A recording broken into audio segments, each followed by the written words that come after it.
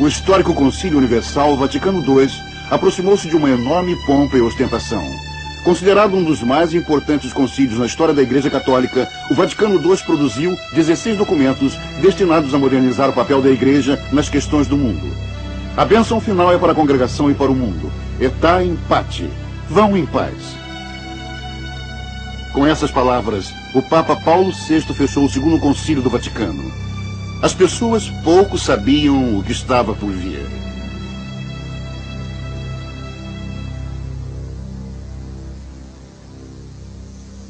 Desde o Vaticano II, as décadas têm sido turbulentas.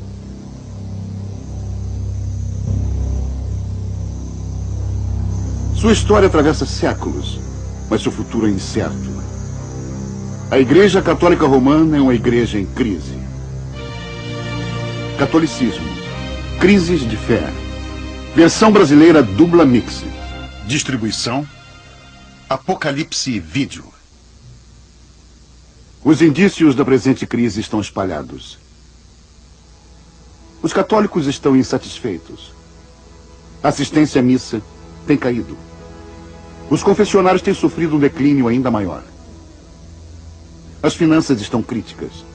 O déficit tem se tornado um modo de vida.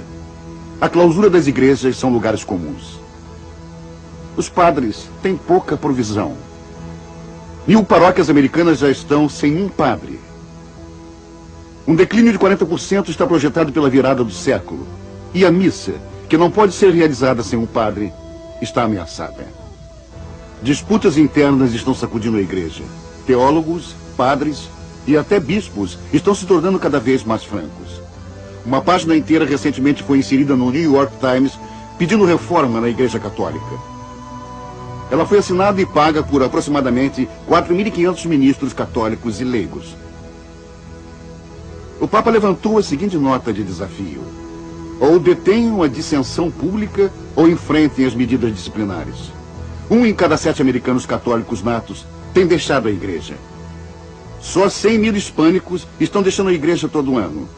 Muitos para ligarem-se a igrejas mais pessoais. Qual é a causa da atual crise? Alguns acham que o segundo concílio do Vaticano foi muito longe e desestabilizou a igreja. Outros responsabilizam Roma por resistir à modernização e tentar viver no passado. Uma outra causa sempre citada é o Humanae Vitae, o documento papal mais controverso dos tempos modernos, o qual proíbe o uso de qualquer meio artificial de controle da natalidade. Amplamente ignorado, o Humanae Vitae enfraqueceu a credibilidade da Igreja Católica e tem levado os católicos a questionarem outras doutrinas. Certamente estas preocupações são válidas, mas é possível que o problema real esteja embutido nas doutrinas da própria fé católico-romana. Esta é a igreja de Santo Inácio. Ela é adjacente à Universidade de São Francisco. Eu estudei aqui durante meus anos de treinamento no seminário. Meu nome é Bob Bush. Fui ordenado aqui em 1966. Há 21 anos, apresentei minha carta de exoneração. Eu sou Mary Krause. Depois de 22 anos como uma freira franciscana, eu tive, de certa forma, a mesma experiência do nosso fundador, Francisco de Assis. Eu me vi fora de cadência com a minha própria ordem. Mas Deus me mostrou que meu caminho seria somente o Evangelho de Jesus Cristo. Meu nome é Irmã Vilma Marie. Pelo menos assim eu era chamada, como uma irmã de caridade. Minha crise da fé começou na comunhão.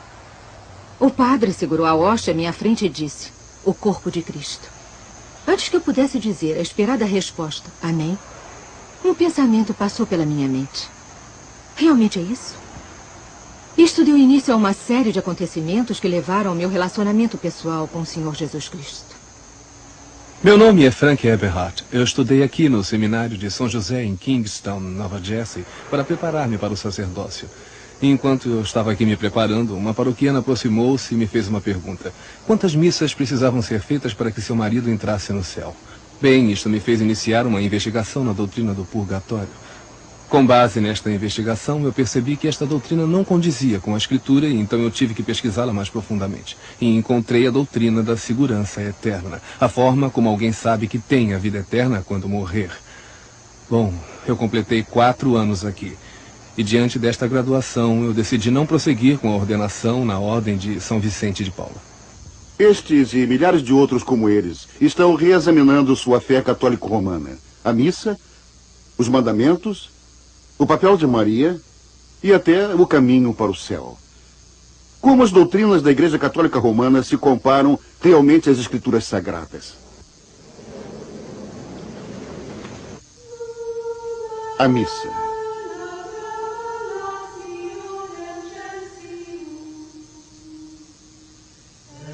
A missa é o centro da experiência católica. E todos os católicos são solicitados a participarem a cada semana. Jesus Cristo instruiu seus seguidores a tomarem o pão e o vinho em memória dele. Mas, ao contrário da maioria das denominações cristãs, a Igreja Católica Romana ensina que o pão e o vinho são mais do que simbólicos. O padre realmente transforma o pão no corpo de Cristo. Uma milagrosa mudança acontece.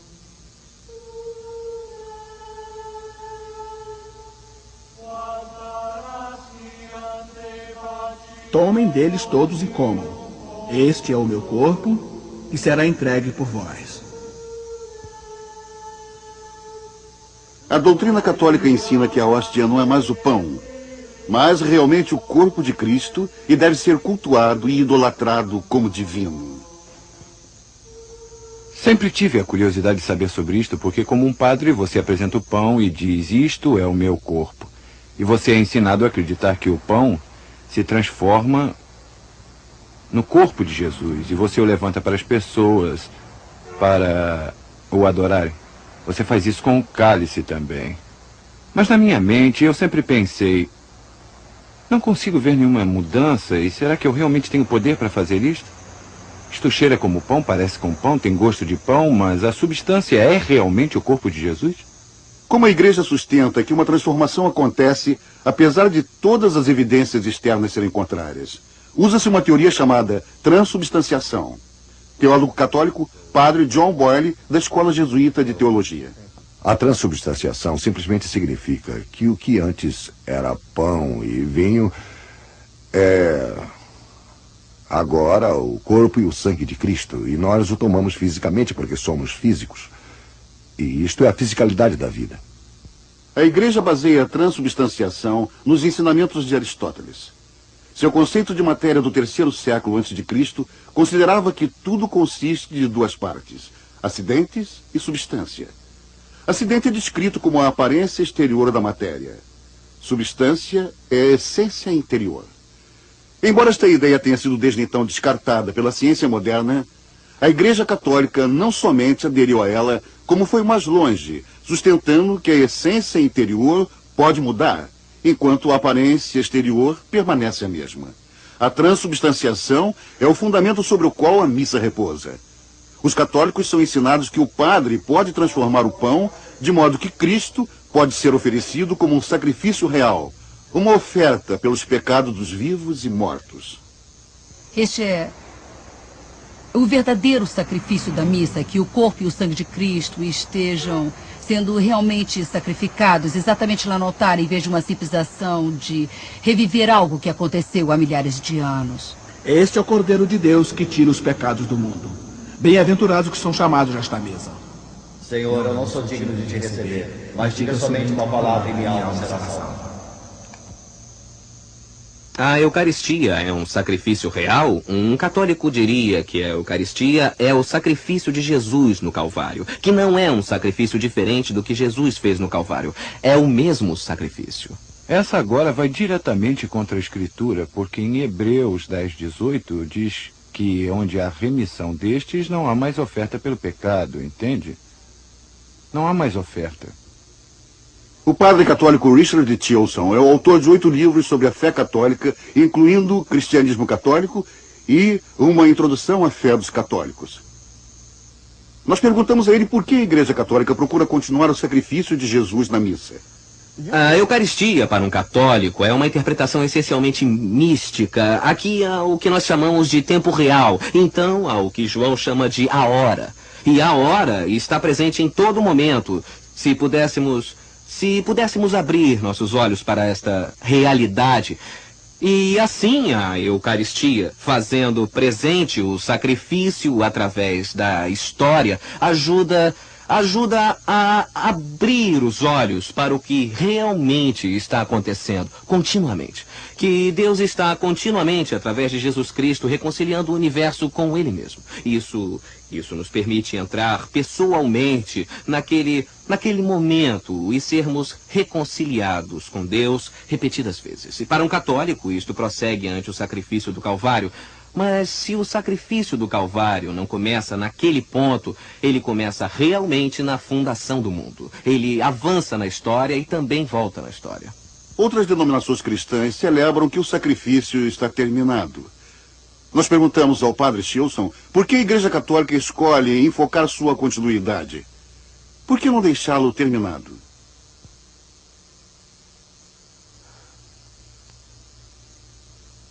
Eu não sei se posso responder. Me desculpe. Eu sei que é uma real controvérsia entre protestantes e católicos, mas eu não sei se posso responder a isso melhor do que eu já tentei responder. O padre católico realmente não pode explicar como aquela obra consumada de Cristo na cruz permanece ainda hoje na missa. Na verdade, o que acontece é um ato místico de transubstanciação, no qual Cristo vem voluntariamente do céu às ordens e chamado do nosso Padre. Quando ele levanta a hóstia sobre a cabeça, então ele voluntariamente se torna um sacrifício de novo. Não há nada na Escritura Sagrada que diga que Cristo sequer já sonhou em fazer isto. A Escritura diz que Cristo, com uma só oferta, tem aperfeiçoado para sempre os que estão sendo santificados, e isto inclui só uma oferta para a nossa salvação. A Igreja Católica Romana ensina que a missa é um sacrifício propiciatório, e o que significa que ela aplaca a ira de Deus. Isso realmente afasta o pecado. Entretanto, a Escritura é muito clara sobre o fato de que há somente um sacrifício propiciatório, isto é, o que o nosso Salvador fez na cruz. Por esta razão, em João 19:30, Cristo disse, está consumado. E quando algo está consumado, está consumado. Quando está feito, está feito.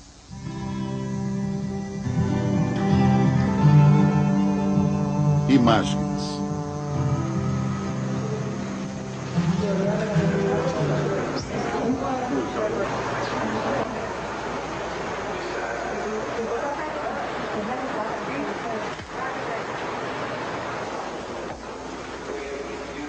O único aspecto da devoção católica é a veneração a santos e o uso de objetos sagrados como imagens. Ex-freira de caridade cristã, Dorinda Antônio.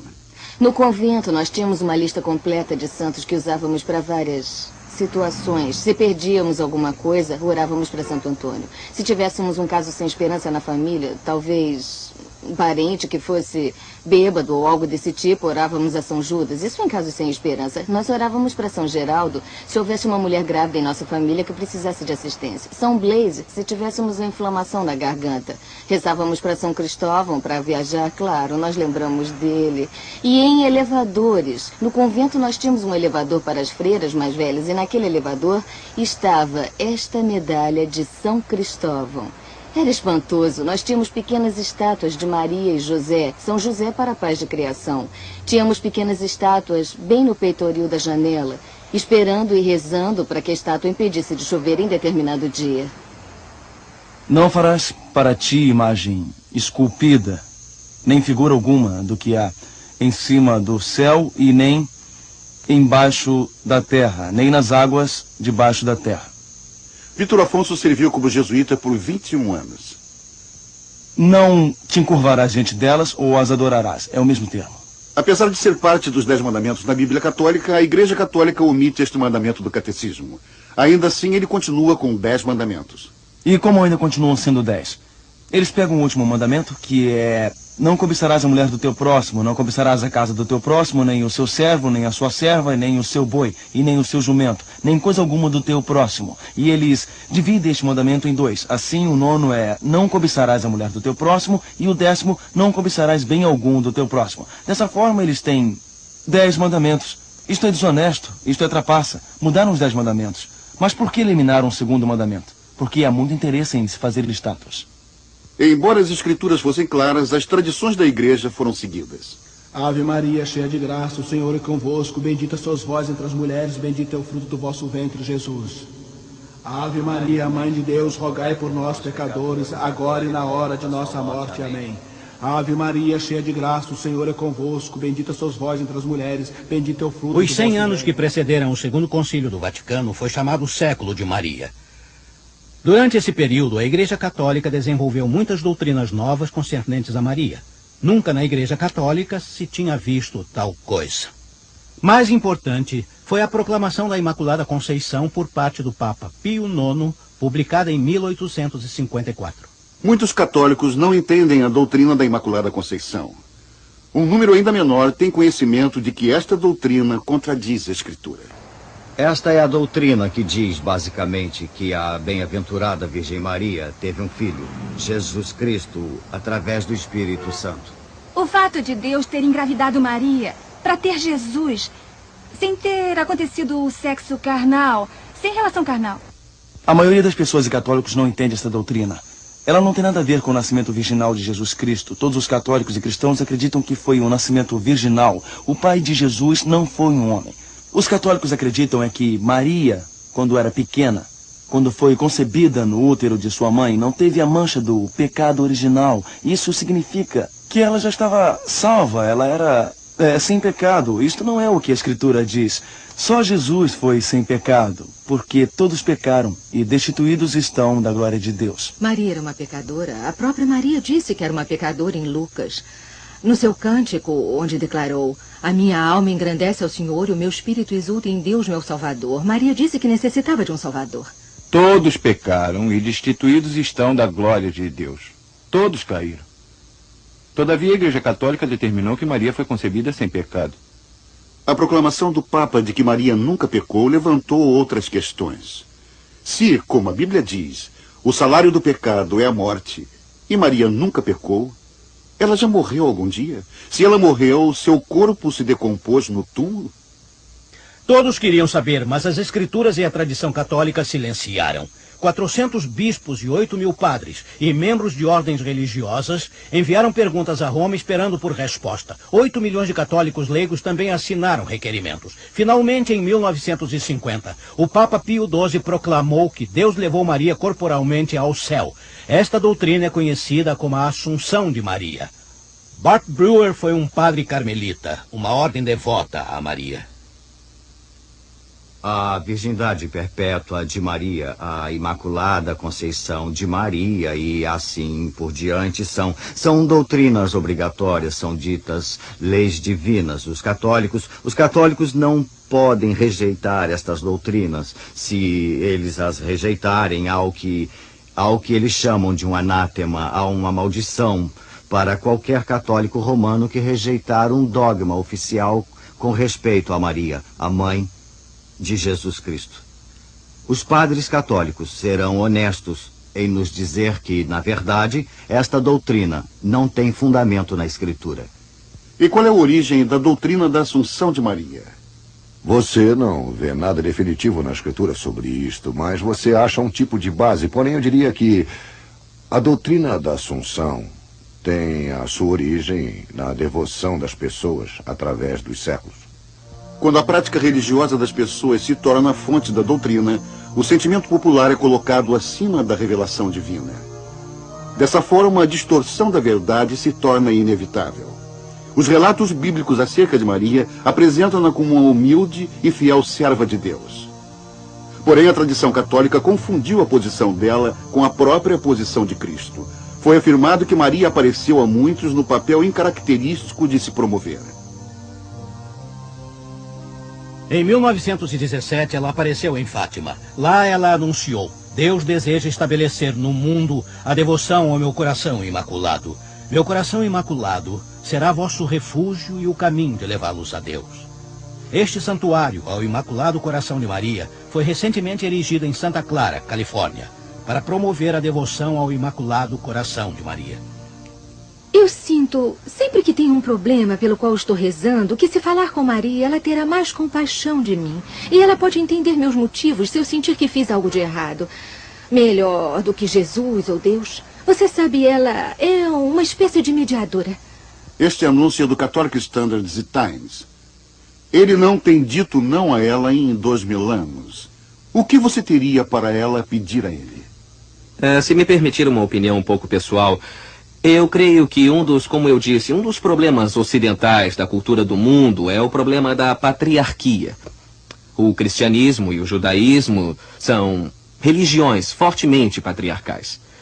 Uma das belezas do catolicismo está na sabedoria que concedeu a figura de Maria para balançar a hierarquia masculina de Deus, o Pai, Jesus, o Filho e o Espírito Santo, o qual tem sido também masculino na tradição cristã. Eu acredito que, de alguma forma misteriosa, a figura de Maria, que procede do Novo Testamento, que procede da sábia literatura do Velho Testamento, a qual é parte das Escrituras Sagradas, mas não necessariamente parte da Bíblia protestante, equilibra e dá uma dimensão feminina a Deus que está faltando num cristianismo puramente bíblico. A Igreja Católica declara que Maria é a mediadora de toda a graça. Este é o Catecismo de Baltimore, uma doutrina de unidade básica na Igreja Católica, uma das quais eu aprendi e fui instruído no seminário. O quadro mostra Cristo ainda na cruz como cabeça da igreja, e o seu lado está jorrando sangue. Este sangue está jorrando em direção ao primeiro sacramento, chamado a Eucaristia. E da Eucaristia é dispensado o perdão do pecado, o recebimento de Jesus Cristo pessoalmente dentro das vidas dos católicos romanos. E a partir desse sacramento, o sangue continua seu fluxo através das mãos de Maria. Maria é a dispensadora final de toda a graça no catolicismo romano. E nós temos retratados 7 sacramentos. Dizem que cada um deles dispensa graça às pessoas. Este quadro realmente me angustia. Que estas pessoas tenham que passar pela igreja e por Maria para receberem a graça que Cristo conseguiu no Calvário é tão contrária à doutrina bíblica, está simplesmente errado. A igreja que está tornando a graça de Cristo menos acessível, não mais acessível às pessoas. Cristo é o mediador entre o homem e Deus. Assim temos aqui o exemplo de alguém na Escritura, Maria, que foi uma pessoa muito bonita e um modelo de vida cristã na sua caminhada de fé com o Senhor, a qual fica distorcida dentro de uma tradição, uma definição dogmática que contradiz a Escritura. Salvação católica. De acordo com a Igreja Católica, Deus criou Adão e Eva com uma vida divina em suas almas chamada graça. Esta graça foi perdida quando eles desobedeceram a Deus no jardim do Éden e os portões do céu se fecharam. Cristo restaurou esta graça morrendo na cruz. Novamente os portões do céu se abriram. Cristo fez sua parte. Agora o homem deve cooperar fazendo a dele. Qual é a parte do homem? Fundamental para suas muitas responsabilidades em ativar a salvação são os 7 sacramentos. Cada sacramento proporciona uma bênção diferente. O batismo é o primeiro sacramento recebido. Ele limpa todo o pecado, traz renascimento à vida de graça e torna a criança um membro da Igreja Católica Romana. Os pais são responsáveis por levar o recém-nascido a ser batizado o mais rápido possível. Peter, eu te batizo em nome do Pai, do Filho e do Espírito Santo. Amém. A Crisma concede força especial do Espírito Santo para fugir da tentação e defender a fé católica. O sacramento do matrimônio proporciona ajuda ao casal para a vida conjugal. O católico permanece na vida de graça, a não ser que cometa um pecado mortal como imoralidade, embriaguez ou ausência à missa a cada domingo. Estes pecados mortais são punidos pela eterna separação de Deus. Os pecados mortais devem ser confessados a um padre. No sacramento da reconciliação, o padre concede absolvição no momento em que a pessoa recita as palavras rituais. Através do sacerdócio da igreja, Deus te deu perdão e a paz. E eu te absolvo dos teus pecados, em nome do Pai, do Filho e do Espírito Santo. Amém. O padre recebe o poder de absolver pecados e celebrar a missa através do sacramento das ordens sacras. Os últimos sacramentos preparam a alma para passar pela morte. A família chama o padre para administrar confissão, unção do doente e santa comunhão. A condição da alma no momento da morte determinará o destino eterno do católico. Aqueles que morrerem fora da graça passarão a eternidade no inferno. Enquanto aqueles que morrerem em estado de graça irão para o céu, a maioria precisa sofrer primeiro no purgatório. Lá a pessoa paga por pecados passados confessados, como também pecados veniais não arrependidos, como mentiras secundárias ou ira, os quais a igreja considera menos sérios. Este fardo é carregado pela família inteira, porque eles acham que podem encurtar o tempo de seu amado falecido no purgatório, oferecendo suas próprias boas obras e sofrimentos. A missa é particularmente uma oferta eficaz. Esta é a razão por que os católicos proferem missas pelas pessoas. Elas vão a uma paróquia e dão algum dinheiro, terão assim uma missa rezada por seus parentes mortos. Mas quando você examina as escrituras, você observa todas as partes. Gênesis, Êxodo, Levítico, faz toda esta trajetória até o livro do Apocalipse, examina tudo e não há purgatório lá. Apesar de ser uma crença obrigatória, muitos católicos estão confusos sobre a doutrina do purgatório. Nunca pensei em purgatório. Eu penso nisso como uma ideia antiquada. Eu nunca pensei nisso. Eu tenho sentimentos muito confusos sobre isso. Eu não tenho muita certeza. Eu tenho membros da minha família aqui que estão falecidos. Só espero que tenham ido realmente para o céu, ao invés de estarem esperando para obter seu caminho para o céu, ou que rezem para que eles entrem lá, como aprendemos quando crianças. Pode alguém realmente interceder para que eles entrem no céu, ou a própria pessoa obtém seu caminho para o céu? O problema com esta doutrina, obviamente, é que em nenhum lugar a Escritura diz que podemos pagar por nossos pecados. Não podemos fazer obras por eles. Na verdade, em Efésios, capítulo 2, versículos 8 e 9, nos diz: porque pela graça sois salvos por meio da fé. Isso não vem de vós. É dom de Deus, não vem das obras para que ninguém se vanglorie. Desta forma, nós nunca poderíamos pagar por nossos próprios pecados. Esse presente nos foi dado, um pagamento feito por Jesus Cristo. Outro problema com o purgatório é que ele nos sugere que Cristo não teria sido capaz de pagar a pena total por nossos pecados. A Escritura diz ainda que, de uma só vez, com a morte de Cristo, ele não só nos fez cristãos, mas pagou o resgate total por nosso pecado. Porém, ensinar esta verdade simples aos católicos? Cidade de Nova York, ponto de concentração de pessoas de todo o mundo. Catedral de St. Patrick. Perguntamos aos católicos o que eles achavam que deviam fazer para ir ao céu. Como você espera ir para o céu? Tentando viver uma vida limpa e decente, eu acho.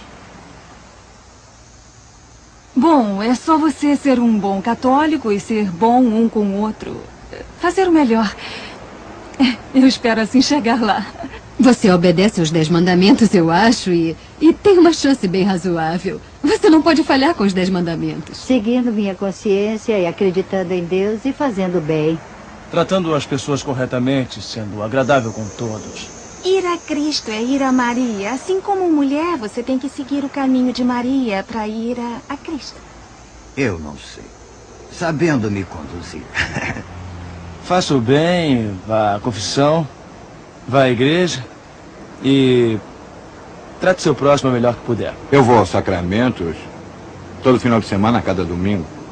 O padre católico William J. Cogan proveu um bom resumo do caminho católico para o céu no seu livro Um Catecismo para Adultos. Pergunta: o que é necessário para ser salvo? A resposta fornecida no catecismo relaciona 8 requisitos: fé, batismo, ser membro da igreja, obediência aos mandamentos, os sacramentos, reza boas obras e permanência na graça até a morte. A Escritura não fala sobre nada parecido com isto. Na verdade, o carcereiro de Filipos, o qual, temendo por sua vida, perguntou a Paulo: o que devo fazer para me salvar? A resposta de Paulo foi muito simples: creia no Senhor Jesus e você será salvo. O Evangelho Católico Romano é um evangelho absolutamente de obras. Se a salvação é pelas obras, quanta obra você tem que fazer? Em média, o católico acha que isto leva para o céu? Bom, vamos esperar que Deus leve em consideração que você tenha feito mais bem do que mal. E por esse motivo seja merecedor de ir para o céu. Eu tenho muita obra a fazer. Por mim mesmo, né? Então pensa sobre isso. Não agora. Eu não tenho certeza de que qualquer coisa que eu tenha feito no passado possa ser reconciliada, mas eu quero dizer que não há nada horrível de qualquer forma. Eu não sou uma assassina ou nem nada parecido, mas eu acho, se Deus quiser, pelo bem que eu fiz, muito mais pelo mal, pode equilibrar isso. Eu não sei, mas eu espero. Eu estou tentando por toda a vida entrar lá quando morrer, mas eu não estou certa quanto à minha vida do jeito que tem sido. Bartbriot recorda seus esforços como um padre carmelita para tentar merecer a salvação. Mas nós castigávamos a nós mesmos ou flagelávamos a nós mesmos para mortificar o corpo. E então nós tínhamos que obter permissão especial para usar este cinto. Agora é o cinto de Santo Elmo. E este cinto ficava em volta da minha cintura ou minha coxa ou minha perna. E o propósito dessas mortificações, qualquer que fosse, dormir numa cama de madeira ou pagar promessas, qualquer que fosse o propósito, era basicamente expiar pecado, reparar o pecado. Eu entrei no convento com um desejo sincero de servir a Deus. Eu comecei a perceber que não é a sinceridade exatamente o que vai nos levar ao céu. Não são as nossas boas obras, não é por nossa justiça. O que salva você é sua fé em Jesus Cristo. Isto é dom de Deus. Alguém uma vez disse que Deus fez 99% e nós temos 1% restante para terminar. Isso é totalmente falso. O Senhor fez tudo. Qualquer coisa que façamos não significa nada. Na minha primeira busca de conhecimentos, eu percebi que não podia salvar-me. Não importava o que eu fizesse, eu chegava bem perto da perfeita compreensão, mas Cristo era perfeito. Então eu precisava crer nele e depender inteiramente dele e só dele. Ele conquistou tudo. Ele conquistou a minha salvação na cruz. Eu fui ensinado a ir a Jesus através dos sacramentos, a ir a Jesus através dos santos e a ir a Jesus através do Padre.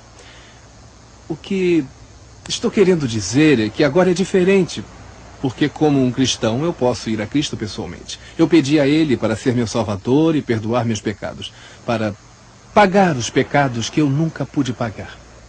Nossos queridos católicos não entendem a verdadeira pessoa e obra de Jesus Cristo. Ele não é Senhor e Salvador pessoal. Então, como resultado, há um vazio, e eu acho que a Igreja Católica tenta dizer às pessoas que este vazio pode ser satisfeito participando, você sabe, dos 7 sacramentos.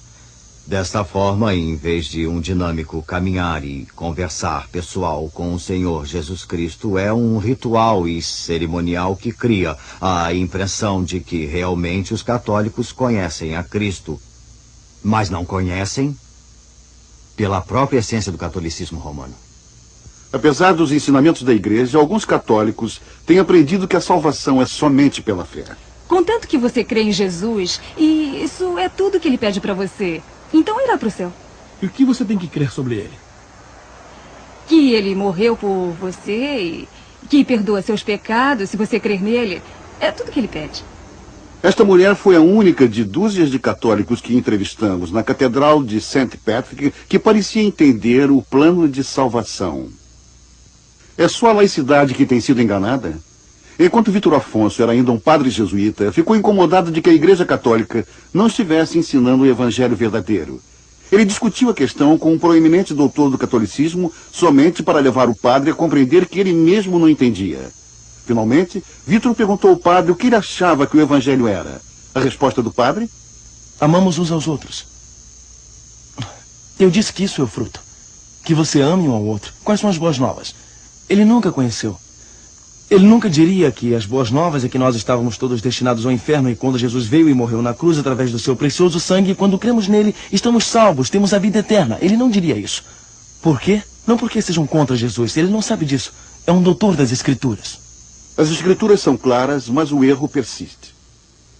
O sacrifício da missa continua a despeito das últimas palavras de Cristo na cruz. Está consumado. As imagens são tratadas como sagradas, embora os 10 mandamentos proíbam fazê-las e curvar-se diante delas.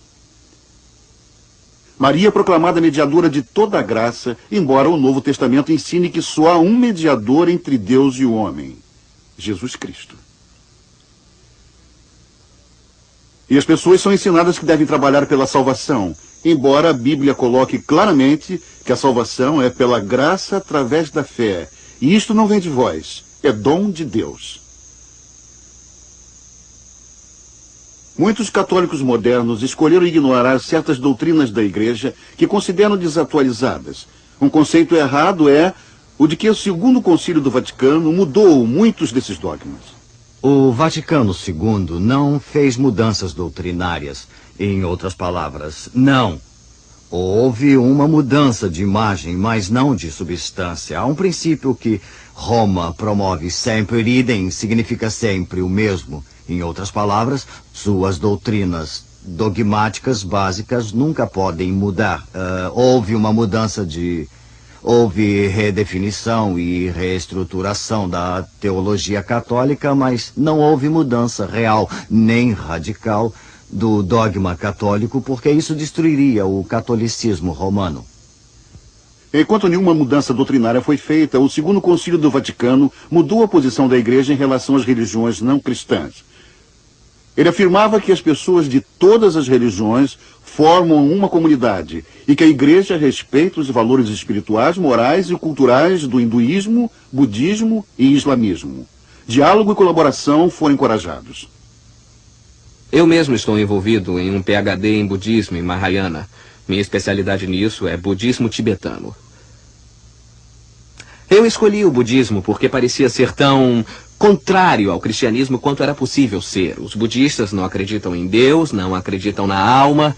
E o que eu descobri, através dos meus estudos de budismo, é que, apesar das doutrinas, dos mitos, que parecem se contradizer, a realidade por detrás dessas doutrinas e mitos parecem ser os mesmos. Editores católicos parecem concordar e têm produzido muitos livros destinados a enriquecer a espiritualidade católica com religiões orientais. Um Sabor de Água. O cristianismo através de olhos taoísta-budista foi coescrito por um padre e uma freira. O Amor encontra a Sabedoria. Uma experiência cristã de budismo escrito por um padre jesuíta. O Vazio Budista e a Trindade Cristã, o qual mostra como o diálogo budista-cristão tem ido além do entendimento mútuo à mútua transformação. O Papa João Paulo II tomou pessoalmente a iniciativa de unir os líderes das religiões do mundo para uma reunião de oração em Assis, Itália, em 1986. Eles vieram de todo o mundo, católicos, protestantes, ortodoxos e judeus. Muçulmanos de 9 nações cantaram do Alcorão. O budismo de Dalai Lama, tradicionalmente considerado como uma divindade viva, cantado ritmicamente. Grandes homens americanos da medicina, invocados como grande espírito. Animistas da África, hindus, zoroastristas. Nós ficamos lado a lado pedindo a Deus que nos dê paz. Com este convite do Papa, 160 líderes das religiões do mundo se uniram em petição a Deus. Enquanto a tolerância com as culturas dos outros é louvável, esta reunião tratou todas as religiões como igualmente válidas. Um endosso sem precedente na história do cristianismo. O que dizem as Escrituras? Há somente uma pessoa que tira os nossos pecados, meus pecados e seus pecados. Há só uma pessoa que faz isso, e é Jesus. Buda não fez isso. As religiões hindus não fizeram isso com Shiva. Confúcio não fez isso. Ninguém fez. A religião muçulmana não faz isso. Eles não têm um salvador que tira os pecados do mundo. Eles não têm. Por isso a Escritura diz que só há um caminho. Por que o catolicismo desviou-se do catolicismo bíblico? Porque elevou a tradição, a doutrina da igreja, a posição das Escrituras e até acima dela. O Novo Testamento descreve o cristianismo como uma fé que foi proferida de uma vez por todas através de Cristo e dos apóstolos. Mas o catolicismo continuou a adicionar novas doutrinas à fé católica a partir das tradições dos homens. A crença de que a natureza do pão muda na missa não tinha sido acrescentada à doutrina oficial até o Quarto Concílio Lateranense em 1215. Foi a primeira vez que a Igreja sancionou a teoria da transubstanciação. O purgatório foi declarado doutrina em 1274. A Imaculada Conceição, em 1854. A infalibilidade do Papa, em 1870. A Assunção de Maria, 1950. E a Declaração de Religiões Não Cristãs, em 28 de outubro de 1965. O Segundo Concílio do Vaticano deixou claro que a Igreja Católica continuará confiando na tradição. Não é somente da Sagrada Escritura que a Igreja tira sua certeza sobre tudo que foi revelado. Ambas, a Sagrada Tradição e a Sagrada Escritura, devem ser aceitas e veneradas com o mesmo senso de lealdade e reverência. Eu tive um problema com isto, especialmente quando comecei a ler a Escritura sozinho. Eu pude ver a Escritura dizendo uma coisa e a tradição dizendo outra, e isto me causou problemas novamente. Você pode chamar de uma crise, onde eu tive um momento difícil aceitando o que a Igreja dizia, quando eu podia ver claramente Cristo dizendo algo diferente. A Igreja Católica afirma que não há conflito, não há problema. Mas há muitos conflitos e há muitos problemas. Há muitos exemplos disto, de doutrinas definidas infalivelmente e dogmas que realmente contradizem o que já está na Escritura. Alemanha, 1521. O conflito entre a Escritura e a tradição foi o coração da reforma durante a Idade Média.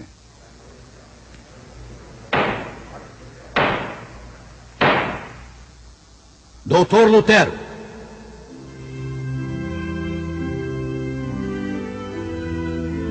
Ontem o senhor admitiu que estes escritos eram seus.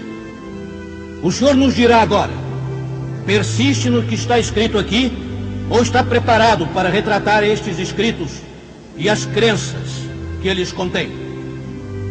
Eu peço perdão se falto com as maneiras que convém a esta corte. Eu não fui criado em palácios de reis, porém no isolamento de um convento. Me foi pedido para retratar esses escritos. Críticas protestantes? Não exatamente. Os líderes da reforma eram todos padres católicos e teólogos. O teólogo católico John Wycliffe foi um dos primeiros. Seus problemas começaram quando ele começou a ensinar que a Bíblia é a única fonte de verdade. Roma o silenciou. 44 anos após a sua morte, eles exumaram seus ossos e os queimaram por causa de seu desvio da autoridade romana. Em 1415, o padre católico e teólogo da Universidade de Praga, John Huss, foi queimado no poste. Seu crime? Ele também fez das Santas Escrituras sua única regra no tocante à religião e fé. Depois de 16 anos como padre, o reformador suíço Hildreich Zwingli rompeu com a Igreja Católica quando não podia mais colocar a tradição no mesmo plano das Santas Escrituras. João Calvino estava estudando para o sacerdócio quando experimentou uma conversão espiritual. Ele deixou a igreja logo depois.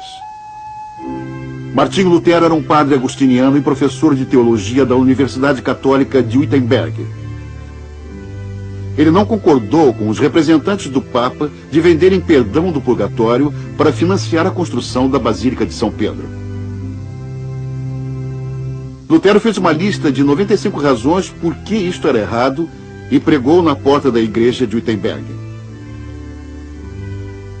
Os escritos de Lutero ajudaram a constituir os 3 princípios orientadores do pedido de reforma do século XVI. Número 1, A Bíblia é a única fonte de verdade autorizada para a salvação.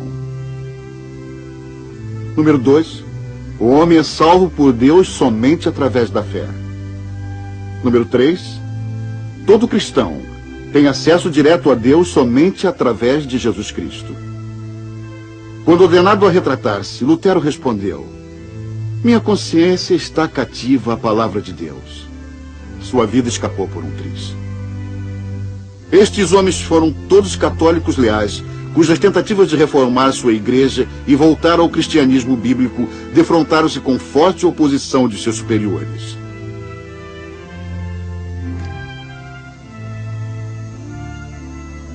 Enquanto passeava pelo campo de trigo no sábado, o Senhor Jesus também se opôs aos líderes religiosos de seu tempo sobre a tradição. Os apóstolos estavam colhendo espigas e comendo.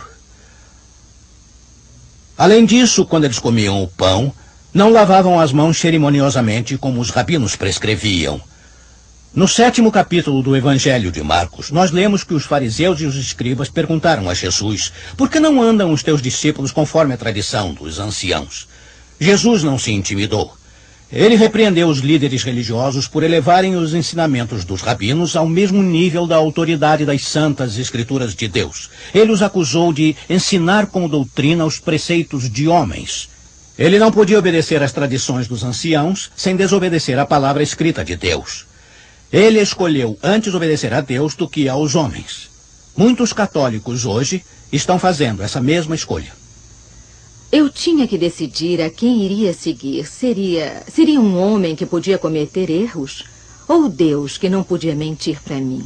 Tinha que abandonar por um objetivo. E eu achei que a Igreja Católica, em suas doutrinas e doutrinas infalíveis, as quais eram chamadas de dogmas, deturparam e mudaram a palavra. Eu abandonei a Igreja Católica e desisti do sacerdócio católico romano pela graça de Deus, por motivos teológicos, por motivos doutrinários teológicos. Eu comecei a perceber que a Igreja Católica não tinha a doutrina correta. Não tinha o que eu precisava em minha vida. Muitos milhares, talvez milhões de católicos abandonam por causa da teologia. Eles começaram a reexaminar as premissas ou ensinamentos à luz da santa palavra de Deus. Eu os amo. Eu amo as pessoas.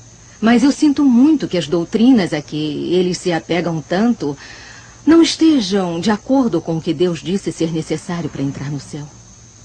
Por causa do ensino da tradição, Cristo ficou desenfatizado. Você tem Maria em lugar proeminente. Ela é apresentada como sempre virgem e sem pecado, até como Jesus Cristo mesmo. Você tem santos que são muito mais santos que nós, os quais estão no céu, que podem interceder por nós.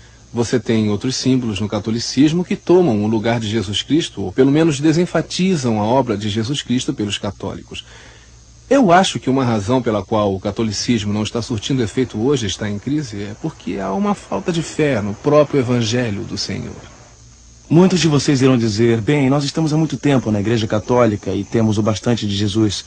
Todo esse ajoelhar-se, ir à missa de domingo e receber Jesus na comunhão é tudo.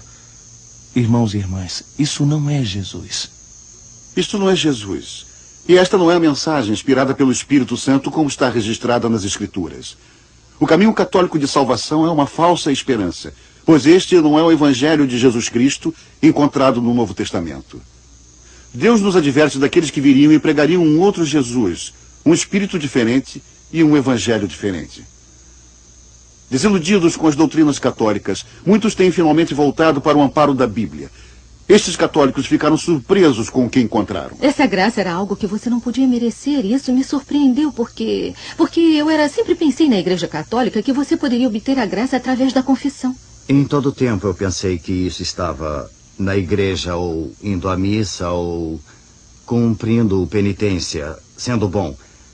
Mas eu não sabia que é aceitando Jesus como seu Senhor e Salvador, e através do sangue que você é salvo. Que ele foi o único que veio para levar todos os pecados, até os meus, quando eu pensava que não prestava para nada. Ele morreu por mim. Ele veio porque eu precisava de um salvador. E não havia outro jeito de entrar no céu. E quando ele estava na cruz, ele me tinha particularmente em sua mente. eu sempre vou lembrar, estando completamente dominada por este pensamento, que ele tinha o meu nome em sua mente. John e Jane Delice receberam a vida eterna enquanto estudavam a primeira epístola de João. Jane era uma professora no sistema de escola paroquial católico. Havia um versículo que dizia que você pode saber que tem a vida eterna. E eu estava muito confusa e desorientada porque não entendia como podia realmente saber que poderia ter a vida eterna. Descobrimos que somente a obra de Jesus Cristo foi suficiente para que entremos no céu. E não foi nada que eu fiz, mas foi tudo que ele fez. E foi crendo nele, na sua obra consumada na cruz. Cada uma dessas pessoas tem, desde então, abandonado a Igreja Católica. Não é o que estamos abandonando, mas em que estamos entrando. Não é o que está atrás de nós, eu quero dizer... É como quando os pioneiros vieram para o oeste. Não era o que eles estavam deixando para trás, era para onde estavam indo. E nós estamos indo para uma nova vida em Jesus. Nós estamos entrando na vida eterna. Quando Jesus morreu e me salvou, eu recebo isso da glória eterna a Deus em toda a eternidade. Eu louvarei a Deus por toda a eternidade por ter me salvado. O Senhor Jesus Cristo é tudo para mim. Como eu posso? Ele é tudo. Minha salvação. E quando eu penso nele, eu só consigo me ver caída a seus pés e também sendo levada a querer correr em sua direção. É como se ficasse separado por um longo tempo de um amigo. E você quer estar com ele, mas essa reverência é tremendamente inspiradora. É só um sentimento de nunca querer sair de sua presença. Onde quer que ele vá, eu quero estar. Eu não posso viver sem ele. A Romana é uma igreja em crise. Catolicismo, uma fé em crise. Versão brasileira, Audio News, Rio. Estabeleceram diferentes causas para a crise. Mas será que o problema real não estaria entremeado nas mesmas doutrinas da Igreja Católica? Meu nome é José Borras. Sou ex-religioso das escolas pias na cidade de Albacete. Sabendo que alguns protestantes estavam distribuindo propaganda em minha paróquia, decidi rebater suas doutrinas com o estudo do Novo Testamento. Um ano depois, eu deixei a Igreja Católica para seguir ao Senhor, como ele ensina no Novo Testamento. Me chamo Rócio Pestana Segovia. Nasci em Madrid, Espanha. Durante 9 anos vivi como freira num convento do Sagrado Coração de Jesus de religiosas caristas de Cantalapiedra, Salamanca. Lembro que tínhamos no centro do convento, no claustro, um poço no qual eu gostava de me sentar, orar, falar com o Senhor e pedir que me desse dessa água espiritual, da qual ele falou à mulher samaritana e lhe dizia: dá-me de beber, dá-me de beber. Eu tentava buscar essa água por mim mesma, através de práticas religiosas, o cumprimento dos sacramentos, de todas as ordenanças da Igreja Católica e do convento. Mas não me sentia satisfeita. Não saciava minha sede. Finalmente tive que sair do convento. E depois de 7 anos, encontrei a salvação e o perdão de meus pecados em Jesus Cristo, fonte de água viva. Eu sou Miguel Carvajal Dias. Estudei neste convento vários anos para me preparar para ser padre franciscano. Tinha grandes inquietações, a necessidade muito grande de buscar a Deus, de ter uma resposta sobre os dogmas, mas não encontrava. Mas, graças a Deus, houve alguém que me falou do Evangelho e eu finalmente recebi o Senhor Jesus Cristo como meu salvador pessoal. Saí daqui e agora estou pregando o Evangelho do Senhor Jesus Cristo. Meu nome é Maria del Pilar Solis Dias. Este foi o meu lar durante muitos anos. Para ser exata, 19 anos, que pertencia à congregação de filhas de Maria Imaculada de Guadalupe. Eu entrei para a vida religiosa, querendo conhecer e servir ao Senhor em tempo integral. No ano em que fiz meu voto perpétuo, comecei a ficar doente de ataques epiléticos. Recorri a muitos médicos e também fiz oração aos santos e à Virgem de Guadalupe, mas sem nenhum resultado. Não recebi a saúde. Saí da vida religiosa, doente, e um amigo meu me recomendou ir para uma comunidade cristã. E lá eu escutei pela primeira vez que só em Jesus Cristo temos a salvação. Que só nele temos a sanidade. Esses, e muito mais como eles, voltaram a examinar sua fé católica romana, os mandamentos, o papel de Maria, a missa e até mesmo o caminho para ir para o céu. Como se comparam as doutrinas da Igreja Católica Romana com as da Sagrada Escritura? As imagens.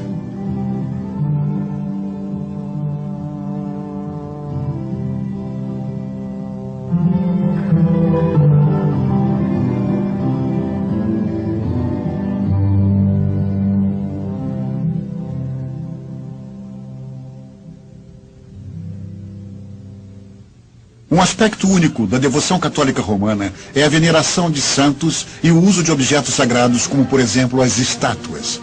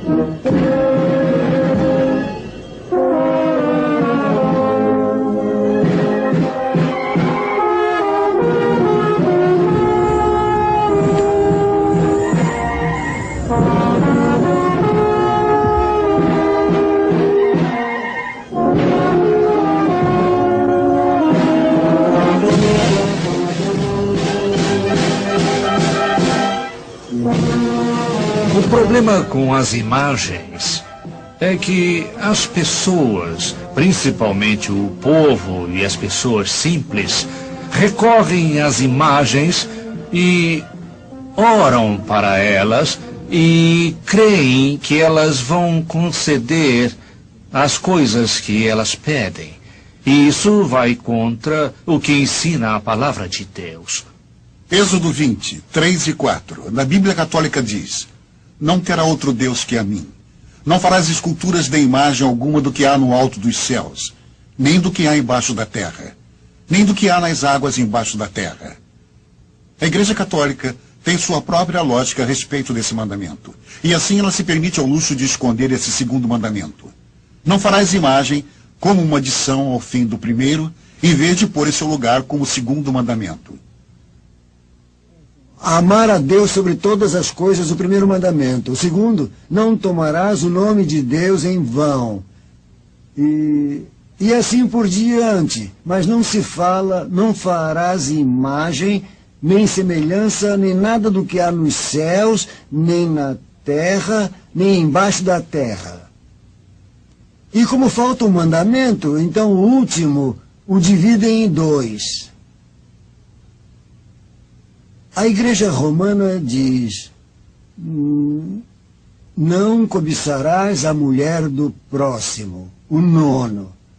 O 10º, não cobiçarás nada que seja do próximo. E tudo isso está na palavra de Deus no 10º. Miguel Ángel Tiscar foi ordenado sacerdote na Catedral de Toledo, Espanha. E por que omitiram o segundo mandamento? E através de peregrinações e de santuários e de virgens e de santos e de imagens, tentam camuflar a coisa do dinheiro. Mas afinal de contas, é dinheiro, dinheiro e dinheiro. E repito, é a palavra de Deus a que diz: o amor ao dinheiro é a causa de todos os males. Ainda que esteja claro o que diz a Escritura, seguem as tradições da Igreja.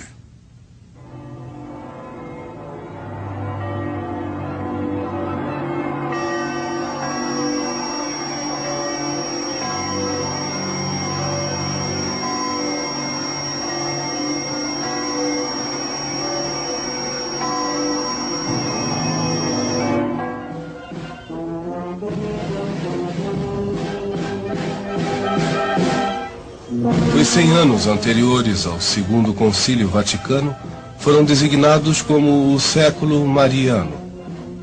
Da maior importância foi a proclamação da Imaculada Conceição pelo Papa Pio IX em 1854. Muitos católicos não compreendem bem a doutrina da Imaculada Conceição e eles também muito menos perceberam que contrariam as Escrituras. Pode explicar a Imaculada Conceição? Não sei como responder. Pode explicar a doutrina da Imaculada Conceição? Nós pensamos que Nossa Senhora foi coberta pelo Espírito Santo e foi assim que ela concebeu seu filho, sem a participação de um homem. Foi propriamente o Espírito Santo que interveio. Por isso é que Jesus é o Filho de Deus e por isso é que ela é corredentora. Nem mesmo o padre explicava corretamente a Imaculada Conceição. Simplesmente, o Papa definiu que Maria foi concebida sem pecado original. Juan Sanz Pascual foi ordenado sacerdote na Espanha, no Seminário de Madrid, Alcalá. Desde o princípio de seu ser, no ventre de sua mãe, ela é sem mancha, sem pecado original. Isso é o que significa Imaculada Conceição, que foi concebida sem pecado original. Agora, essa doutrina da Imaculada Conceição vai contra o que diz exatamente na Palavra de Deus. Em Romanos 3:23, a Palavra de Deus diz: porquanto todos pecaram. Ela diz, e não podemos dizer que Maria é enganadora e mentirosa. Ela diz em Deus, meu Salvador. Logo, Maria foi salva.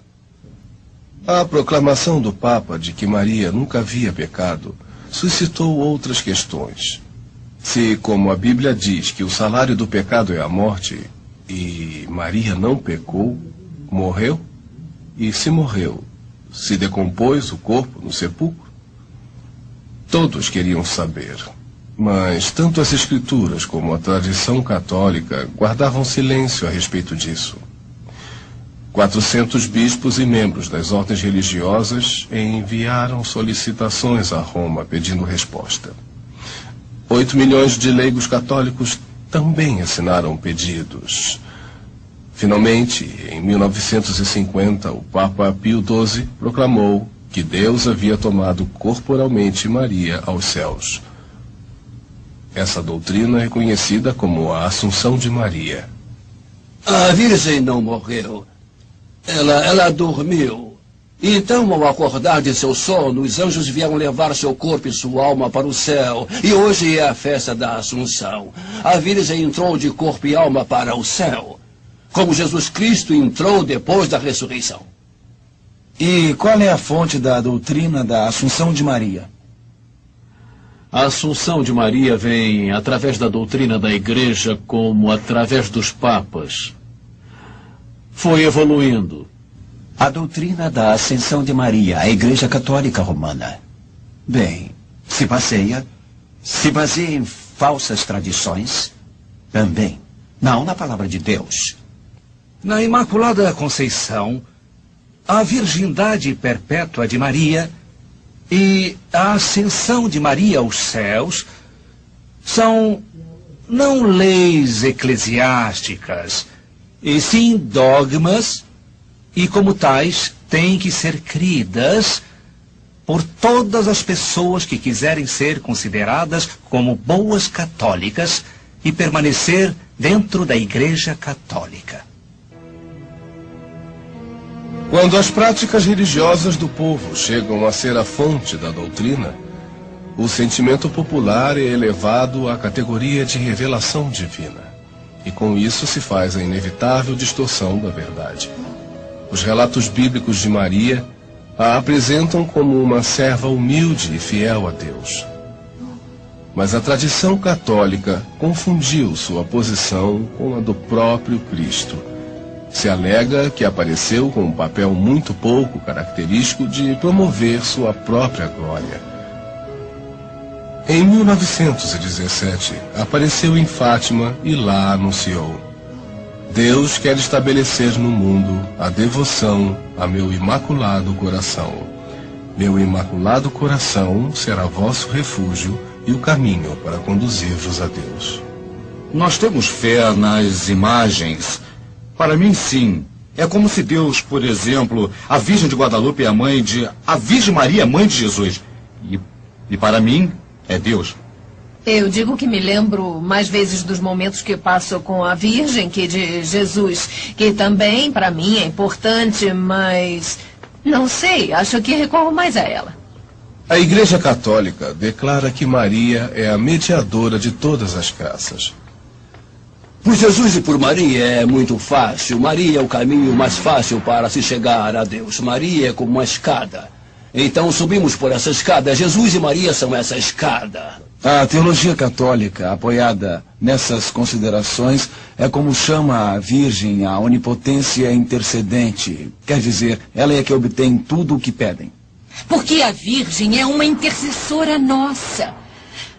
Como você, que pode ter um intermediário para ir a uma pessoa superior a você, por exemplo, ter um amigo que conheça essa pessoa, este amigo poderá levá-lo até ela. Assim a Virgem intercede por nós.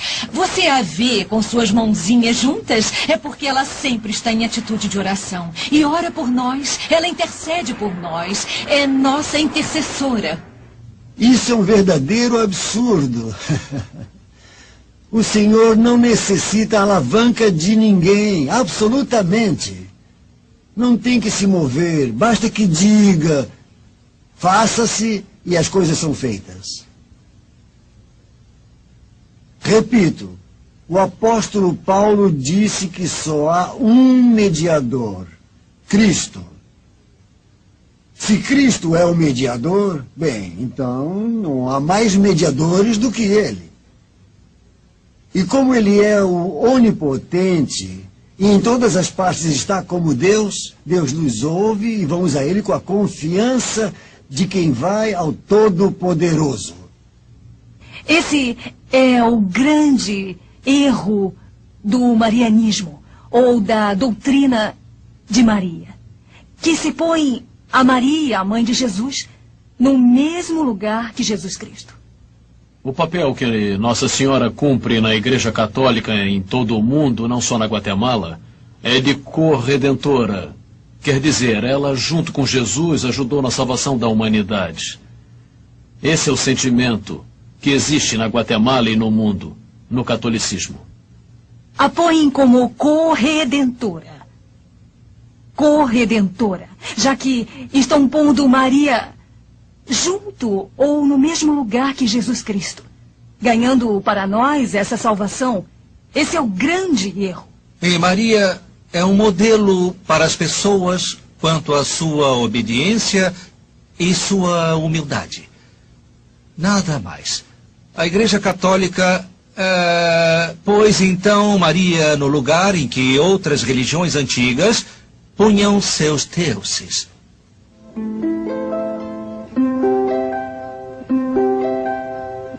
A missa.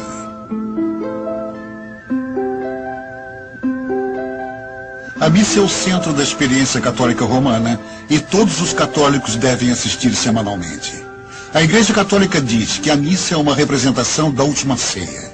Aquela noite, Jesus Cristo tomou pão e vinho dizendo, isto é meu corpo e isto é meu sangue. A Igreja Romana ensina que com essas palavras se produz uma mudança milagrosa. Depois Cristo ensinou a seus discípulos, façam isso em minha memória.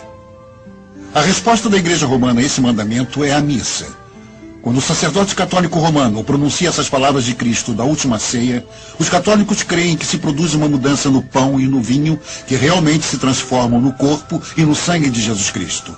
O catolicismo romano ensina que o milagre se realiza quando o sacerdote diz, tomai e comei todos dele, porque isto é meu corpo que será entregue por vós. A Igreja Católica ensina que a hóstia deixa de ser pão e agora é realmente o corpo de Cristo. Nós, católicos, cremos que Cristo se converte no pão e no vinho. Se transformam no corpo e no sangue de Jesus Completamente. Toda a sua alma, todo o seu corpo, toda a sua divindade se encontram num pedaço de pão. Então simplesmente tínhamos que aceitar isso, ou seja, era difícil crer, porque realmente comias e davam para provar. E diziam, antes de ser consagrada, você vai provar e se for pão, realmente terá gosto de pão. Mas depois de consagrada, quando eu ia receber a comunhão, continuava com gosto de pão. Se o pão e o vinho são transformados em corpo e sangue de Jesus, por que não muda sua aparência na consagração na missa? Usando uma combinação de teologia, filosofia e misticismo, a Igreja propôs uma teoria chamada transubstanciação, que diz que a natureza interior do pão e do vinho muda, enquanto sua aparência continua igual. A transubstanciação é o poder que o sacerdote tem de transformar o pão. É pão de trigo puríssimo que tem em suas mãos. E ele transforma pelo poder que tem, que recebeu de Jesus Cristo, de transformar a hóstia em corpo, no corpo de Cristo. E o cálice, que é o vinho de uva, torna-se sangue de nosso Senhor Jesus Cristo. Quando se diz, este é meu corpo, está se dizendo que isto que nesse momento é um pedaço de pão, um pouco de farinha cozida, diríamos, passa a ser o corpo de Jesus Cristo. Mas sendo que o pão não muda sua aparência, não teria mais sentido se compreendêssemos as palavras, este é meu corpo, no sentido figurado? Por acaso Jesus não empregava o sentido figurado em seus ensinamentos? Jesus disse, eu sou a videira verdadeira. E ninguém pensa literalmente que Jesus seja uma videira. Isto é, no sentido figurado, entende? Para que nós possamos entender melhor o que Jesus quer dizer. Portanto, quando Jesus diz, este é o meu corpo que por vós é entregue, simboliza que aquele pão que é partido se dá às pessoas para que o comam. Ele simboliza e representa seu corpo entregue por nós. A maioria das denominações cristãs entende o significado do pão e do vinho como símbolos. Mesmo assim, a Igreja Católica Romana ensina que se transformam literalmente no corpo e no sangue de Cristo. A Igreja diz que essa mudança é necessária para que os católicos possam receber Cristo como alimento espiritual e, por sua vez, adorá-lo porque está presente. Adoramos esse pão e esse vinho uma vez que foram consagrados, porque ali está presente o próprio Jesus Cristo. Jesus Cristo está presente em todas as partes, não está? A hóstia, o pão sem fermento, no qual eu acreditava que estava ali Jesus Cristo em corpo e sangue. E adorava, mais do que as imagens, a hóstia. Eu passava muitas horas diante do que nós chamávamos de Santíssimo, adorando a hóstia. E por que a ex-freira não adora mais assim diante do Santíssimo? Porque eu creio no Deus verdadeiro. Porque eu creio no que me diz o Senhor em sua palavra. Através de toda a palavra, diz, não faça imagens. Não obstante, a Igreja Católica ensina que o pão e o vinho devem e têm que se transformar. Não só para que Cristo possa ser recebido e adorado, mas também para ter um sacrifício visível como a natureza humana requer. Cristo é oferecido ao Pai em cada missa mediante as mãos do sacerdote. Um sacrifício literal e real pelos pecados dos vivos e dos mortos. A Santa Missa, para os católicos, é realmente um sacrifício no qual Cristo outra vez volta a se oferecer na cruz. Mas é um sacrifício incruento, quer dizer, sem sangue. É inconcebível que tenha que continuar morrendo todos os dias por nossos pecados como se sua obra não fosse suficiente. Ele precisa repetir uma, outra e outra vez. O que é isso? Estamos desvalorizando o sacrifício de Cristo na cruz. Não, ele é Deus. Ele não é nenhum homem que morreu por nós. Ele é Deus. E sua obra é mais do que suficiente. A salvação.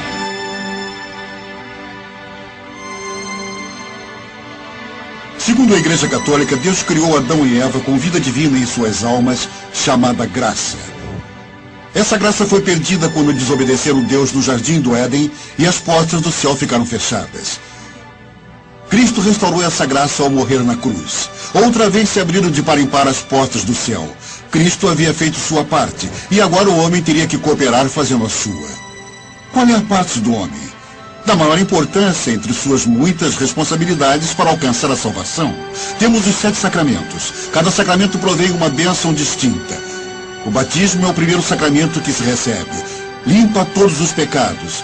Dá um novo nascimento, introduzindo na vida da graça e faz do menino um membro da Igreja Católica Romana. A confirmação dá uma força especial do Espírito Santo para evitar a tentação e para defender a fé católica. O sacramento do matrimônio provém ajuda ao casal para a vida de casados. O católico permanece na vida da graça a não ser que cometa um pecado mortal, como imoralidade, embriaguez, ou deixar de assistir à missa todos os domingos. Esses pecados mortais são puníveis pela separação eterna de Deus. No sacramento da penitência, o sacerdote concebe a absolvição pronunciando esta fórmula: Eu te concedo o perdão e a paz pelo ministério da Igreja, e eu te absolvo de teus pecados em nome do Pai, do Filho e do Espírito Santo. Amém. Pelo sacramento da ordem, o sacerdote recebe o poder para absolver os pecados e celebrar a missa. Os últimos sacramentos preparam a alma para a passagem para a morte. A família chama o sacerdote para que administre a confissão, a extrema-unção e a santa comunhão. A condição da alma no momento da morte determinará o destino eterno do católico. Os que morrerem fora da graça passarão a eternidade no inferno. Mesmo que aqueles que morram em estado de graça irão para o céu, a maior parte deve sofrer primeiro no purgatório.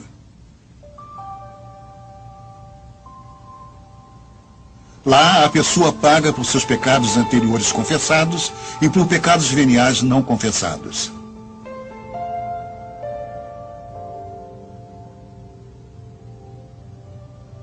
Um lugar, talvez um lugar feio, horrível, onde fazem você se arrepender de tudo que cometeu aqui na Terra. É o que penso. Ai, não sei. Imagino que seja um momento transitório para podermos terminar de ganhá-lo. Né? Como aqui, como as coisas estão muito ruins, você diz: minha mãe, quando vou me aliviar. Acho que deve ser assim. Por quê? Porque, diz a Igreja, para chegar a Deus, tem que chegar puros. Tem que chegar puros. Então, o purgatório é o tempo de purificação. E perguntamos ao sacerdote: se Cristo morreu por nossos pecados, por que temos que ir ao purgatório? A Igreja, por isso, nos ensina, sabendo, como dizemos, pecadores limitados. Por isso precisamos desse passo de purificação. Eu quero ir direto para o céu. Eu não quero entrar no purgatório. Então Cristo falou de Satanás e falou do inferno, mas nunca falou de um purgatório nem de um lugar intermediário. Não, nunca. É o purgatório, uma doutrina espúria que não tem fundamento na palavra de Deus. Mas isso sim, a Igreja soube introduzir para fazer com as vidas, os bens e as pessoas. Porque se prendem a um sacrifício, se prendem a uma missa, se prendem a mais atividades e liturgias, pelas quais, inclusive, devem pagar dinheiro. A palavra de Deus nos diz que não pelas obras, para que ninguém se glorie, ninguém se gabe. Se fosse por boas obras a salvação, bem, eu creio que as pessoas ricas teriam mais oportunidades. Mas realmente o que nós precisamos mesmo é receber, aceitar Jesus Cristo como Salvador pessoal. Foi seu sangue que nos comprou, foi o preço infinito para a nossa salvação, para a nossa vida eterna. Mas aos católicos é ensinada esta verdade? Perguntamos aos católicos romanos em todo o mundo de língua espanhola. O que temos que fazer para nos salvarmos? O que precisa fazer para ir para o céu? Pode fazer uma lista de coisas? Bem, uma lista não, porque, bem, seria demorado. Mas fazendo coisas pelos meus semelhantes, sim, poderia conseguir. Para ir ao céu, é preciso amar ao próximo, principalmente, não é? Acho que me comportar bem, não é? Eu preciso fazer orações e fazer boas ações e me aproximar de Deus e ajudar ao próximo e perdoar aqueles que me tratam mal. Os sacramentos são necessários para ir para o céu, porque cada vez que eu me aproximo dos sacramentos, eu recebo o sim de Deus. Eu espero ir para o céu se eu fizer boas ações e se eu cumprir com o que Jesus me pediu. Estou cumprindo com a lei de Deus e fazendo com que os demais a cumpram. Não pecar, não matar e não roubar. Eu penso que a pessoa tem que ser boa aqui na Terra e ajudar o próximo que nos ajuda. Guilherme J. Kogan, padre católico, nos dá um bom resumo do caminho católico para se ir para o céu. Em seu livro, Catecismo para Adultos, pergunta: o que é necessário para se salvar? A resposta que esse catecismo dá aponta 8 requisitos: a fé, o batismo, amando a Deus e seus semelhantes, obedecendo seus mandamentos, recebendo os outros sacramentos, especialmente a Santa Comunhão, orando e fazendo boas ações, preservando a amizade com Deus até a morte. Eu queria que somente lêssemos um versículo da palavra de Deus em João, capítulo 6, versículo 47. Jesus disse: o que crê em mim tem vida eterna. Assim simples, assim fácil. Parece fácil, mas mesmo assim é muito difícil, porque temos que renunciar a todos esses conceitos humanos e religiosos para pormos exclusivamente a nossa fé em Jesus. Através de seu sacrifício, nós temos a vida eterna. Renunciar a esses conceitos religiosos e humanos se torna muito difícil aos católicos praticantes, especialmente para os membros das ordens religiosas. Uma noite, Rocio Pestaña Segovia, como uma expressão de seus votos à igreja...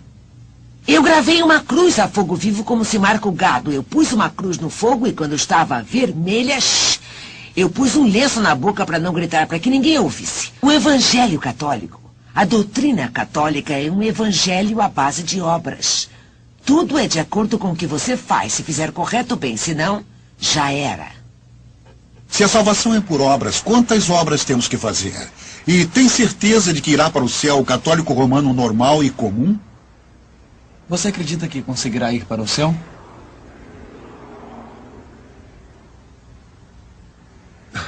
Não sei. Isso é coisa que só Deus decide. E você? Eu acho que...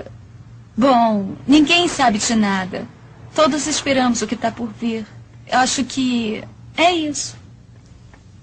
Não sei. Não sei. Ajudo no que posso e... Bem, se estou para ir para o céu, tudo bem. Se não, como não sei se o verei, bom, não posso, não tenho certeza. Não, eu não vou dizer que eu vou entrar, mas... Pelo menos eu estou fazendo um esforço bem grande. Eu não sei dizer. Acho que é difícil, ainda mais hoje em dia... Sei lá, eu não me considero tão boa para merecer isso. Se depois eu conseguir, pode ser, mas não acredito. Claro que sim, claro. Para que me servem 47 anos de sacerdócio. Bem, ir para o céu, eu acho que ir para o céu seria se eu fosse perfeita. E isso é impossível. Miguel Carvajal lembra de como procurava obter a salvação quando ainda pertencia aos franciscanos. Dentro da Igreja Católica, especialmente na ordem franciscana, que é uma ordem muito mística, se fazia todo tipo de sacrifício. 3 vezes por semana, segundas, quartas e sextas, nesse templo muito grande, com as portas fechadas à noite, nós nos despíamos e nos batíamos com umas correntes de 5 pontas de aço que se chamavam disciplinas. E com isso nos agredíamos até terminar todo o Salmo 51. Na Bíblia Católica é o Salmo 50. E dizíamos: livra-me, ó Deus, segundo a tua misericórdia. Essa carga do pecado foi posta sobre os ombros sobre a cruz de Cristo. E Cristo resgatou de uma vez por todas, por todos os nossos pecados. Tanto a culpa quanto a pena foram resgatadas uma vez por todas por Cristo, nosso Salvador. As doutrinas não salvam ninguém. Quem salva é o Salvador. E o Salvador fez tudo tão simples. Aquele que vem a mim eu não ponho para fora, disse. Pois vamos ao Senhor. Aquele que crê em mim já passou da morte à vida, pois vamos crer nele. Efésios 2, 8 e 9 diz o mesmo, porque pela graça sois salvos, mediante a fé. E isso não vem de vós, é dom de Deus, não pelas obras, para que ninguém se vanglorie. Então é pela fé. E isso é dom de Deus, não é pelas obras. E se não é pelas obras, como pretendem na Igreja Católica se salvar somente com os sacramentos e outras coisas? Então não é por Cristo. Mas como seria importante se um católico conseguisse compreender somente esta pequena frase: Jesus morreu por nossos pecados. E se aceita esta verdade, se transfere seus pecados para Jesus Cristo e crê de todo o coração que Jesus evidentemente levou nossos pecados, pois então sua vida estaria livre desses pecados. As Escrituras são claras, mas os erros persistem. O sacrifício da missa continua celebrando-se, apesar das últimas palavras de Cristo na cruz. Consumado está. As estátuas são tratadas como coisas sagradas, apesar de os 10 mandamentos proibirem tanto de fazê-las quanto de inclinar-se diante delas e cultuá-las. Maria, proclamada como mediadora de toda a graça, apesar de o Novo Testamento ensinar que só há um mediador entre Deus e os homens: Jesus Cristo homem. E ao povo ensinam que tem que fazer obras para se salvar, apesar de as Escrituras dizerem claramente que a salvação é pela graça, pela fé, e isso não vem de vós, é dom de Deus. Muitos católicos modernos escolheram ignorar certas doutrinas da Igreja Romana porque as consideram defasadas, fora de moda. Um erro bastante comum que existe hoje é a ideia de que o Vaticano II mudou muitos desses dogmas. O Segundo Concílio Vaticano, que se iniciou no ano de 1962, tinha como finalidade modernizar a Igreja Católica, mas modernizar na forma exterior, na forma simplesmente na apresentação, diríamos, mas não no fundo. Várias vezes a Igreja Católica bateu o pé, não. A Igreja sempre idem, a Igreja sempre é a mesma, sempre igual e não pode mudar. Aqui é devido a essa apostasia da Igreja Católica do cristianismo bíblico. E porque ela eleva a tradição e o ensinamento da Igreja, não só ao nível das Escrituras, mas também acima delas.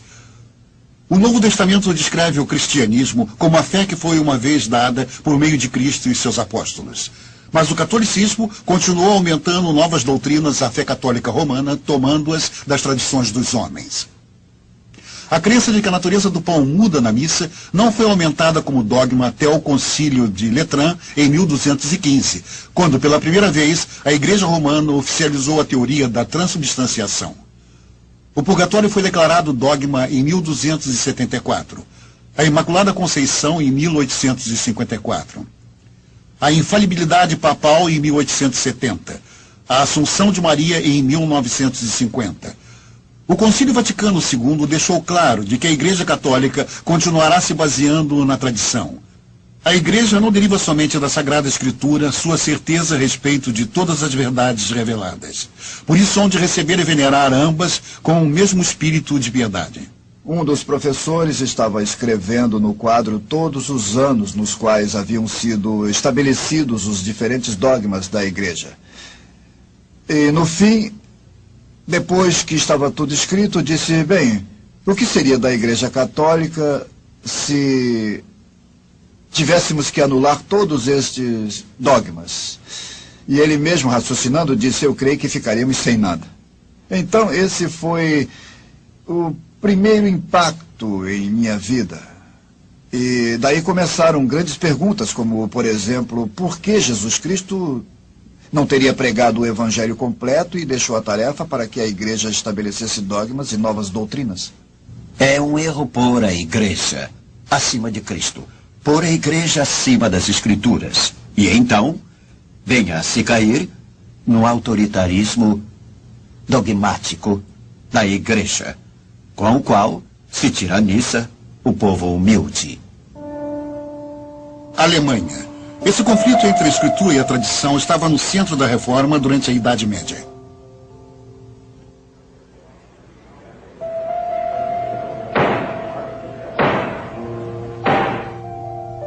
Doutor Lutero, ontem o senhor confessou que estes escritos são seus. Diga-nos agora, se o senhor insiste no que está escrito aqui, ou se está preparado para se retratar desses escritos e das crenças contidas neles. Peço perdão se sou julgado faltoso quanto aos modos que convém a esta corte. Mas me pedem que me retrate. Críticos protestantes? Não exatamente. Os líderes da reforma eram todos sacerdotes e teólogos católicos. O teólogo católico Juan Wycliffe foi um dos primeiros. Seus problemas começaram quando começou a ensinar que a Bíblia é a única fonte de verdade. Roma o silenciou e 44 anos após a sua morte, o exumaram e queimaram seus ossos, o seu distanciamento da autoridade de Roma. Em 1415, o sacerdote e teólogo católico da Universidade de Praga, John Russ, foi queimado na pira. Qual foi seu crime? Também havia feito das Sagradas Escrituras sua única regra em questões de fé. Depois de 16 anos como sacerdote, Eurico Zwinglio rompeu com a Igreja Católica quando não pôde mais pôr a tradição no mesmo nível que as Sagradas Escrituras. João Calvino estava estudando para o sacerdócio quando experimentou a conversão espiritual. Deixou a igreja logo depois. Martim Lutero era sacerdote e professor de teologia na Universidade Católica de Wittenberg. Se opôs a que os representantes do Papa vendessem perdões para evitar o purgatório, a fim de financiar a construção da Basílica de São Pedro. Lutero redigiu uma lista de 95 razões pelas quais isso era um erro e colocou na porta da igreja de Wittenberg.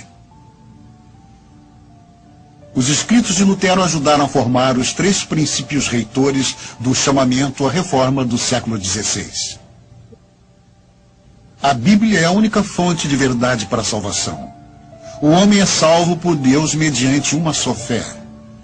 Cada crente tem acesso direto a Deus só por meio de Jesus Cristo. Quando ordenaram que ele se retratasse, Lutero respondeu: minha consciência é cativa da palavra de Deus. Escapou vivo por muito pouco. Esses homens foram todos católicos leais, cujas tentativas de reformar a sua igreja e devolvê-la ao cristianismo bíblico os colocaram diante de uma vigorosa oposição por parte de seus superiores. Este é um antigo problema. Certa vez, enquanto andava por um trigal num dia de sábado, o Senhor Jesus teve também um choque a respeito da tradição com os líderes judeus de seu tempo. Seus discípulos estavam recolhendo espigas de trigo e comendo-as. Além disso, enquanto comiam seu pão, não lavavam cerimoniosamente as mãos, de acordo com os ensinamentos dos rabinos. No capítulo 7 do Evangelho de Marcos, lemos que os fariseus e os escribas perguntaram a Jesus: por que não andam seus discípulos conforme a tradição dos anciãos? Jesus não se intimidou. Ele repreendeu os líderes religiosos por elevarem os ensinamentos dos rabinos ao mesmo nível que a palavra sagrada de Deus. Os acusou de ensinarem por doutrinas e preceitos de homens. Não podiam obedecer à tradição dos anciões sem desobedecerem à palavra de Deus. É preferível obedecer a Deus antes do que aos homens. Na atualidade, muitos católicos estão tomando essa mesma decisão. Eu abandonei a Igreja Católica quando percebi que ela não seguia os ensinamentos que há no Novo Testamento? Tenho uma grande carga em meu coração por todas as pessoas católicas e em especial pelas religiosas. Porque eu sei que tem muita gente dentro do catolicismo que busca sinceramente o Senhor Jesus Cristo. Busca sinceramente adorar o Pai e viver uma vida no Espírito. Mas não consegue pela idolatria. Depois que eu encontrei Cristo, eu tive que deixar a Igreja Católica, absolutamente por razões de doutrina. Não tinha nenhuma outra razão, porque eu os amo, eu nasci na Igreja Católica e tudo, mas minha vida e minha consciência são incompatíveis com esse tipo de doutrina. Não é uma mudança de religião, mas é uma mudança de vida. É um encontro verdadeiro com Deus. É uma experiência pessoal. Muitos de nós cremos que estivemos na verdade, mas a verdade é Jesus Cristo, não é a religião. E espero que vocês, senhores católicos, possam perceber que há algo mais importante, algo mais valioso. É a oferta mais importante que vocês jamais puderam encontrar em sua vida, que é a vida eterna através da salvação do Senhor Jesus Cristo. A verdade não está na religião, e sim em Jesus Cristo mesmo. O caminho da salvação católica romana é uma esperança falsa, porque não é o Evangelho de Jesus Cristo o que o Novo Testamento nos apresenta. Desiludidos com a doutrina católica romana, muitos estão recorrendo à Bíblia buscando respostas. Esses católicos se surpreenderam ao encontrar o que a Bíblia Sagrada diz. A primeira coisa que me chocou foi que a salvação é um dom de Deus. Por graça e não por nada que nós façamos. Que trazíamos uma tradição diferente, nos comportarmos bem, ir à missa aos domingos, confessar, etc. Um dom de Deus no qual nós não temos que fazer nada, mas simplesmente crer no Filho de Deus. Crer que ressuscitou dos mortos pelo poder do Pai. Disse na cruz, consumado está. Não tem nada mais a se fazer. A Igreja Católica não vai te dar essa liberdade que Cristo te dá. Eu temia a morte porque não estava seguro do céu. Eu não sabia para onde iria. Então eu via que na Bíblia garantia que neste mundo se pode saber se alguém está salvo. O que nos salva é o sangue de Cristo, crendo que Ele é o Salvador e nosso Senhor pessoal da nossa vida para que possamos entrar no céu. Que sacrifício poderia eu fazer para merecer entrar, Senhor, e vê-lo face a face quando eu morrer? Nenhum. Eu estou seguro de que vou para o céu, porque não se prende, não se baseia em meus feitos, em minhas conquistas, mas que o Senhor Jesus Cristo prometeu que Ele esteve preparando um lugar para mim, porque eu o aceitei. E foi isso que me surpreendeu, que ninguém me disse essas coisas. Eu tinha que aprender pela Bíblia. E me doeu, porque eu pensei que os padres ou as pessoas da igreja, é um dever deles ensinar-nos o caminho. E eles não me ensinaram como chegar ao céu. Cada uma dessas pessoas deixou a Igreja Católica. Mas não é muito o que deixaram, mas e muito mais o que encontraram no Senhor Jesus Cristo. Ou seja, antes, quando eu era católica e vivia de tradições e de coisas, eu pensava na morte como algo horrível. Eu não queria morrer nunca. Tinha temor, tinha medo, mas agora não. Agora vai ser um dia de festa quando eu for lá para cima. Para o céu, para vê-lo face a face. Vai ser muito bonito. Eu vou me pôr de joelhos, fisicamente de joelhos, e vou agradecer a Ele. Por mim, nada mais posso fazer. Não há nenhuma obra que eu possa fazer. Ele já fez tudo por mim. E o que eu poderia fazer? E eu não merecia tal sacrifício. Que o próprio Deus viesse morrer por mim. Creio que o adorarei por toda a eternidade. Sim. De ella sal, tú mi amada, ven y sígueme. Olvídala y al monte ven, donde por ti morir. Como flores que al envejecer